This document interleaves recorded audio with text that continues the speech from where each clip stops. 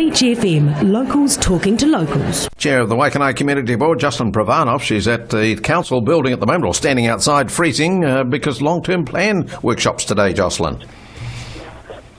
Hello? Hello? You there? Hello? Yes, are you there? Yes, yeah, I've just found a room. I can go and I see. get a little bit warmer now. Oh, right. You were outside. I'm just saying you're at long-term planning workshops today at the council. What's these workshops about, Jocelyn? Yes, so it's not so much planning. What we're doing is hearing feedback from council staff on all the submissions for funding. And so there's going to be a big discussion until about 3 o'clock this afternoon about what staff recommendations are for those funding applications, I suppose, and no doubt some of those will have implications on rates and some won't. So it's going through that whole process. Okay, so you can't have any comment on what they're discussing. You're just there to observe, are you? I can make comments when I think it's appropriate. So it's only started at 9, so we're just really sort of having a briefing about what the whole process is at this point in time. Right. So the Waikanae issues, what are they again, just to refresh our memories?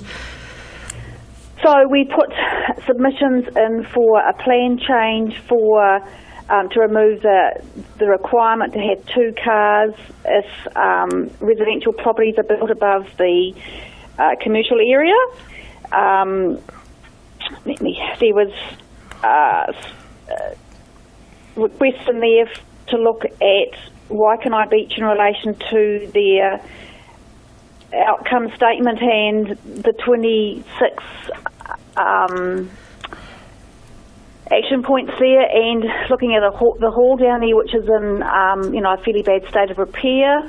There are a number of other things we did in there. A lot of the things that we put in there were about readjusting the timing of funding or reallocating it. So even though we had quite a few things in there, hopefully they will get over the line because it's not actually asking for funding, but there are a couple that were, and those are 2 ones that we were asking for. Right. The hall at the beach there would be a big loss if it does go away, but it's in a bit of disrepair, is it?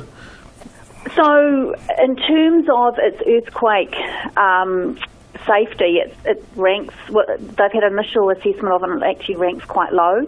I think in fact, I know for a fact there is going to be no Waikanae Beach Hall disappearing. It's just planning about how we move forward with a replacement. Right. So they were looking at the Waikanae Beach Bowling Club old club rooms there, weren't they? Well, that's one of the options, and I know council staff are doing some work on that, but I haven't heard whether they've got to. Right. Now, Te Moana Road, they're talking about making it safer for bike riders. Have they done any more about that?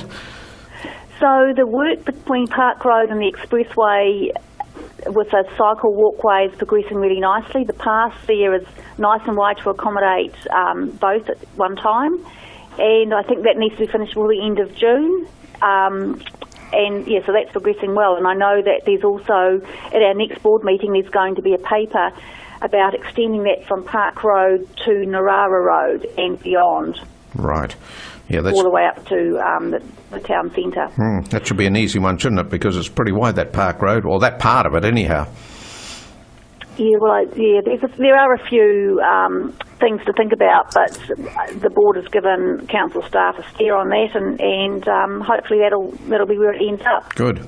Any more news on the library? Is that going to be discussed today? No, that won't be. So the funding for that is not going to be discussed, but what I can say is that I think in the next financial year, there's actually $900,000 to be spent on the library in terms of just keeping it in a state that is nice for people to use. I think there's some work on the carpet, some on the roof so it doesn't leak.